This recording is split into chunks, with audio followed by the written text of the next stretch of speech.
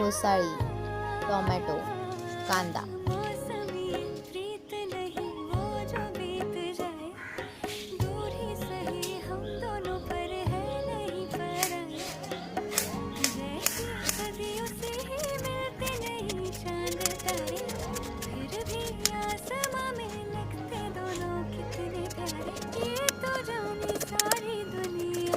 घोसाळीला काही ठिकाणी दोडका सुद्धा म्हणतात। मसूर डाळ आणि सालवाली मूग डाळ गरम पाण्यामध्ये थोडी शिजवून घ्यायची। तेल, जिरं आणि लसूण सोबत कुटून घेतलेलं, कढीपत्ता, कांदा,